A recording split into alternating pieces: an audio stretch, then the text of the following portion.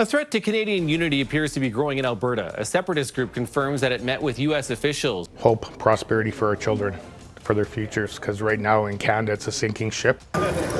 People in Alberta's biggest city waiting to add their names to a conversation about the province's future. You know, I'm confident we're going to get it done. Like, we're well on our way to the 1 million signature goal that we set for this campaign. Alberta and Saskatchewan just went all the way on 51st to 52nd Statehood. Carney explodes, ends at U.S. officials. Alberta and Saskatchewan just crossed a line nobody in Ottawa thought they would.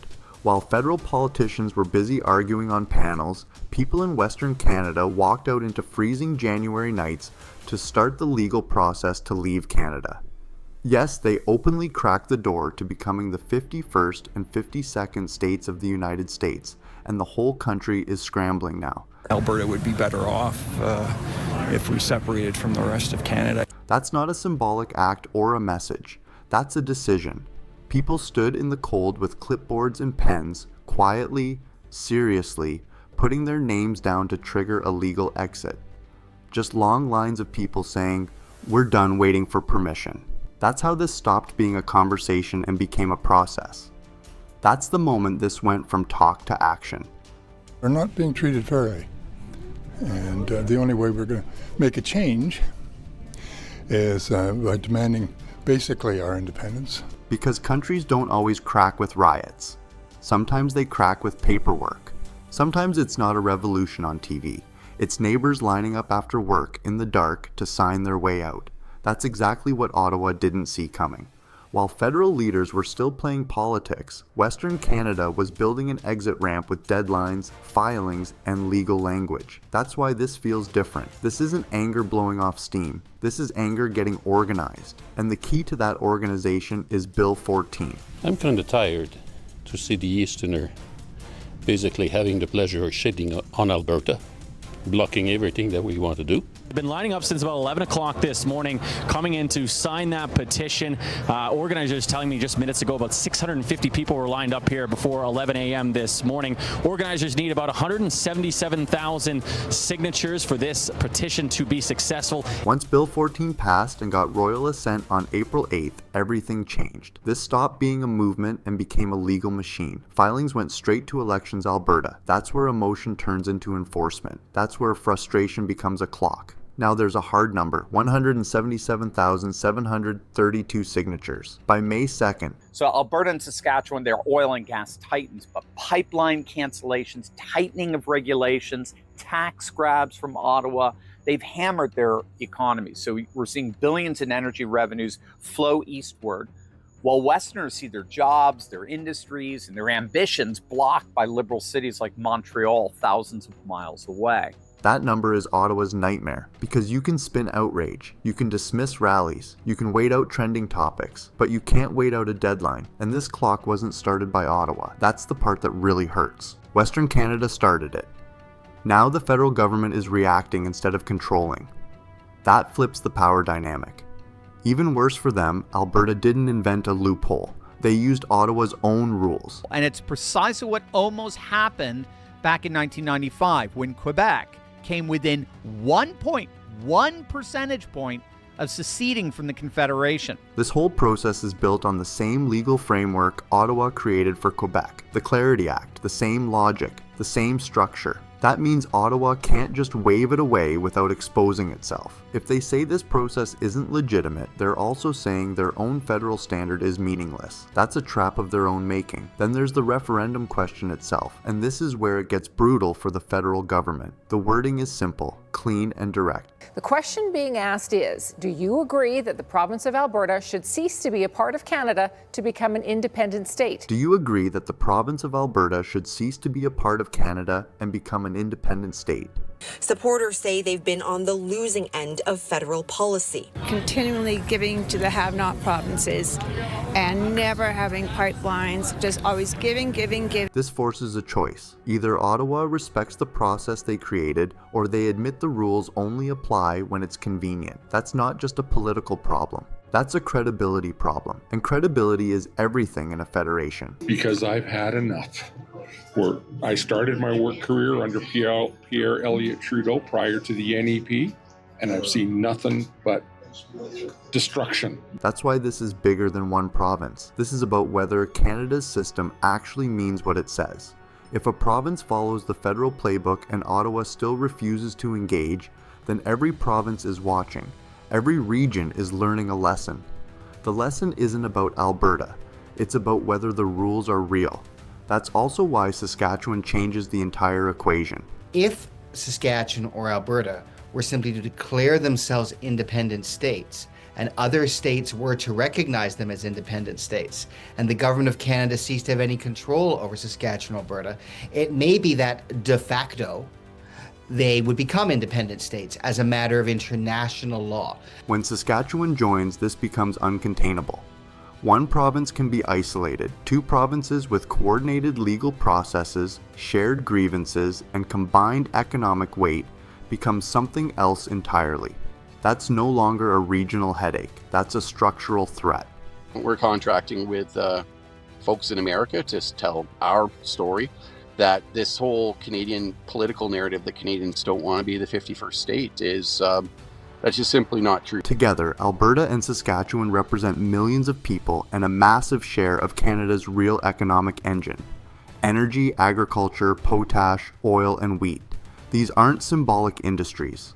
These are the pipes and wires that move money through the country. What really freaked Ottawa out is how fast this scaled. Over 30 events in a single month, more than 2,000 registered volunteers. That's not enthusiasm, that's infrastructure. That's logistics. That's people coordinating schedules, locations, sign-up sheets, training, and transportation. I feel pretty good. Why? I use my voice, willing to stand for what I stand for, and it feels really good. That's a machine. Movements are loud. Machines are quiet and efficient. Machines just keep running whether anyone's paying attention or not. And once a machine is built, it doesn't disappear when the news cycle changes. It just keeps collecting signatures. That's why this feels different. Ottawa knows how to handle protests. They don't know how to handle a well-organized, legally focused grassroots operation that looks more like a campaign than a complaint. And then you layer in the youth vote, and that's where things get really uncomfortable for the people in charge. Most of my paycheck either goes to rent or bills and hardly for food anymore. And you think a referendum vote for Albertans will actually change things? It will, because most of the taxes will actually stay in Alberta. Because the polling tells a story Ottawa does not want to hear. Overall support for independence sits around 31%. That alone is enough to make politicians nervous. But the real number that makes people choke on their coffee is this. Among 18 to 34-year-olds, support jumps to around 40%. That's not a protest generation. That's a replacement generation. That means this isn't something that's going to fade away with time. It's something that grows stronger as older voters age out and younger voters age in. That's a demographic time bomb. It's a demonstration of democracy, and they have the opportunity to make their voice heard. I think it's a reflection that there are people who feel disenfranchised, be it by the federal government, be it by our friends to the south, and maybe all this is coming together at the right time for them to make their opinion known. Young people aren't just mad, they're making long-term decisions based on a system they think is broken. Housing feels impossible, education feels expensive, wages fall behind, and Ottawa looks like a roadblock, not a solution. That's where the idea of mental separation comes in. Political separation usually happens after people have already emotionally and mentally checked out. By the time the ballot shows up, the decision has already been made in people's heads. So we can have our vote and have our voices heard. And I think we got enough people, somebody's going to pay attention. And now Saskatchewan steps in and changes the entire geometry of this thing. One province is a problem. Two provinces is a crisis. Saskatchewan's prosperity group barely existed weeks ago. Now they're organizing town halls across the province. Saskatoon, Swift Current, Prince Albert, and Meadow Lake. That's not symbolic. That's territory coverage. That's the map lighting up. When two provinces move together, Ottawa can't just isolate one and squeeze it. The math changes. Together, Alberta and Saskatchewan represent about 6.9 million people and over $350 billion in GDP. That's roughly 22% of Canada's economic power. We have seen with his predecessors, many of the cabinet ministers who were at the table then are going to be at the table now. They had overly aggressive targets that were unachievable. That's not a fringe region. That's the heartbeat of the country. If that heartbeat starts talking about leaving, the whole body feels it. And then you get to the real leverage. The stuff that makes finance people sit up straight. Together, Alberta and Saskatchewan account for about 98% of Canada's oil production. Saskatchewan dominates global potash. Wheat flows out of these provinces into global markets. These aren't optional industries. These are structural. You can't just replace that overnight. You can't just reroute that easily. If those flows get disrupted, contracts shake, prices move, supply chains get weird, investors get nervous. That's why this isn't just political leverage, it's economic leverage. I'm sick of our government. So it's time to separate. It's like a bad marriage. I'm tired of giving my money away. I'm tired of the husband making all the money, being Alberta, and the dipsticks taking it all, without recognizing that the work that we're doing is really what's supporting Canada. Western Canada isn't asking politely, it's holding the breaker switch. That's the quiet power behind all of this. Ottawa can argue policy, it can spin narratives, but it can't magically replace oil, potash, and wheat. That's what makes this so serious. This isn't just about identity or culture or politics. It's about who controls the engines that make the country run. And when the people who control those engines start building legal exits, that's when a protest becomes a pressure point. And that's when Ottawa stops managing a problem and starts managing a threat. Like Canada, we love Canada, but we are unsatisfied with the situation, with the policies. We want independence from the rest of the Canada. I mean, everybody here probably loves the country. People out west no longer see equalization as fair. They see it as funding political loyalty in other regions, while their own bridges are patched rather than replaced. They see their money propping up systems they have no control over. That's not abstract policy. That's personal. That's why the anger sticks. Because people can handle hardship. What they can't handle is feeling used. And nowhere does that hit harder than in rural Canada. Farmers are getting crushed from every angle. The carbon tax alone costs many farmers around $1,500 a year. That's not symbolic. That's a tractor payment.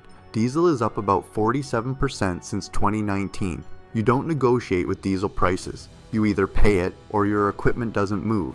Then comes the fertilizer policy. Ottawa wants emissions from fertilizer cut by 30% by 2030. Farm experts say that means crop yields drop 10 to 15%. That's not a small hit. That's the difference between profit and loss. In some regions, operating costs have jumped up to 400%. That's not inflation, that's financial suffocation. Ranchers are selling cattle just to keep the lights on. Farmers are being told how to farm by people who've never touched a combine, never fixed a fence, never waited on rain. We need to go with the U.S. and we need to work with the whole family's here. We need to work with the oil and go all the way down to Texas. Ends at Texas. That's why rural anger feels different. It's not ideological, it's survival. When someone 3,000 kilometers away tells you how to run on land they've never walked on, separation stops sounding radical. It starts sounding practical. Then you get to pipelines. This is where Western Canada stops seeing Ottawa as a partner and begins to see it as a competitor. So why would a majority of Albertans think separation could happen if only a minority actually wanted to? I mean, there's always been an element at the fringes with an appetite for the idea. What's changed? Energy East cancelled. Northern Gateway killed. Trans Mountain's cost rose from $7.4 billion to over $30 billion due to delays and chaos. While all that happened, Western Oil continued to sell at a $15 to $30 discount to US oil. That discount costs the region about $20 billion every year. That's wealth being quietly drained, but access is blocked. The oil is there, the demand is there, the only thing missing is permission. That's why people say Ottawa is acting like Alberta's biggest competitor. Federal policy doesn't just regulate, it devalues Western resources. It keeps product trapped. It keeps prices low. That's not partnership, that's suppression. And while politicians argue, the markets are already making their move. Alberta would be better off if we separated from the rest of Canada. After Bill 14 passed, the Canadian dollar dropped. Alberta bonds started getting priced with extra risk. Investors don't wait for speeches. They price risk before politicians admit it exists. On top of that, estimates say $80 to $85 billion in capital has left Canada since Carney took over. Money doesn't care about press releases. Money cares about stability. When money starts moving, it's usually because it sees something coming. That's the part people miss. Markets often vote before people do. By the time voters show up, the money has already made its decision. Then Washington enters the chat. This is where the story gets awkward for Ottawa. Leaders of the independence movement have met with U.S. officials. American industry groups are publicly commenting. The U.S. Oil and Gas Association openly posted support. Not quietly, publicly.